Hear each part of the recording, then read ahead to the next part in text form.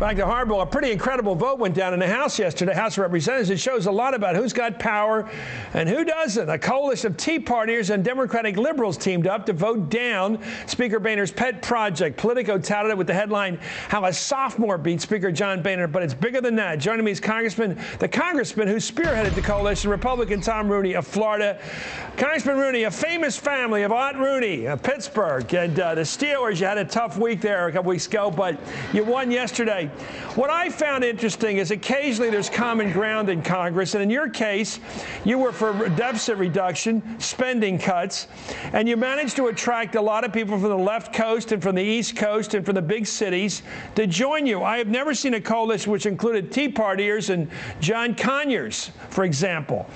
People like that, and Bob Brady from Philly, and Gary Ackerman from New York State. And tell me what it was like putting that together, or if you did put it together, it just fell together. What happened?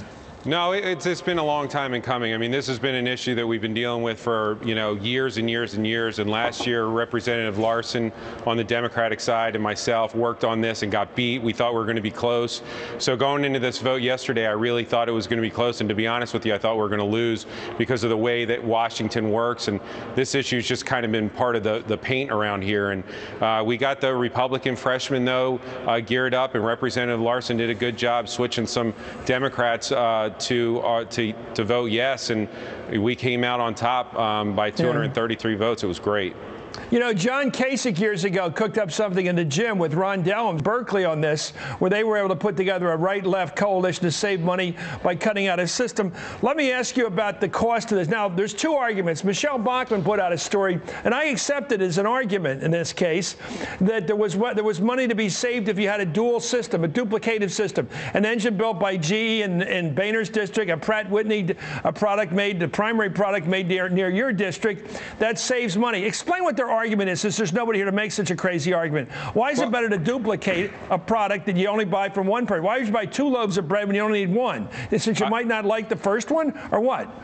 Yeah, I didn't buy the argument. It's basically saying that, the government is fully funding 2 things, and somehow that's competition. And, if you take the time to explain that to people, they get it, that, it's speculation to think that 20, 30, 40 years from now, that might somehow drive down the cost.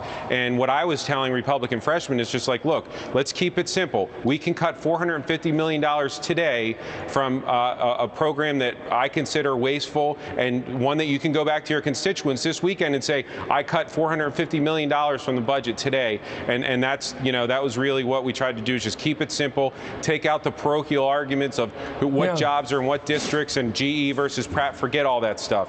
This is something that we can live without. Every other aircraft we have, whether it's fixed wing or helicopter, only uses 1 engine. Why is this different? Well, I know why, because it's pork. But let me ask you this. It seems to me that every time somebody gets on appropriations up there, I worked up there for years, not as long as you, but maybe I did work up there longer than you, but I wasn't an elected official. I worked for the Speaker.